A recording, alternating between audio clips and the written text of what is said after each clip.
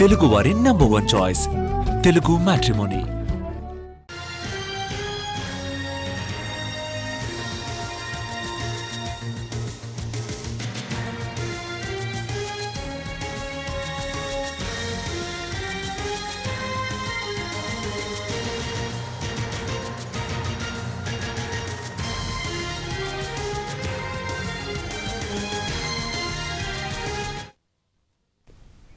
ఏపీలో ఈ విద్యా సంవత్సరం నుంచి ఇంటర్మీడియట్ పరీక్షల్లో కీలక మార్పులు అమల్లోకి వస్తున్నాయి. రాబోయే పబ్లిక్ పరీక్షల నుంచి ఈ మార్పులు కనిపించనున్నాయి. ఈ ఏడాది నుంచి గణితం ఒక్కటే సబ్జెక్టుగా ఉంటుంది.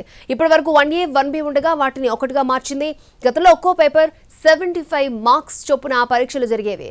కొత్త విధానంలో గణితం ఒకటే పేపర్గా 100 మార్కులు చొప్పున పరీక్షలు జరుగుతాయి. 35 మార్కులు సాధిస్తే పాస్ అవుతారు. ఫస్ట్ ఇయర్, సెకండ్ ఇయర్లోనూ ఈ మార్పులు వర్తిస్తాయి. ఇక బైపీసీలో బోటనీ, జువాలజీని కలిపి బయాలజీగా మార్చారు. ఈ పేపరు 85 మార్కులకు ఉంటుంది. ఫస్ట్ ఇయర్లో 29 మార్కులు రావాలి. అదే సెకండ్ ఇయర్లో 30 మార్కులు వస్తే ఆ విద్యార్థులు పాస్ అయినట్టే. ఇక ఫిజిక్స్, కెమిస్ట్రీ సబ్జెక్టుల్లోనూ ఇవే మార్కులు సాధించాల్సి ఉంటుంది. ఆయా సబ్జెక్టులకు గతంలో 60 మార్కులు చొప్పున పరీక్ష జరుపుతూ ఉండగా పాస్ మార్కులు 21గా ఉండేవి. కాగా ప్రస్తుతం సెకండ్ ఇయర్ చదువుతున్న వారికి గతంలో ఫెయిల్ అయి పరీక్షలు రాస్తున్న వారికి కొత్త మార్పులు వర్తించావు. అంతేకాదు ఈ ఏడాది నుంచి కొత్త ఎలెక్టివ్ సబ్జెక్ట్ విధానం కూడా తీసుకొచ్చారు. ఏ గ్రూప్ స్టూడెంట్స్ అయినా మొత్తం 24 సబ్జెక్టుల్లో దేనికైనా ఎంపిక చేసుకోవచ్చు. సైన్స్ సబ్జెక్టులు అయితే 85 మార్కులు, ఆర్ట్స్ అయితే 100 మార్కులు ఉంటాయి.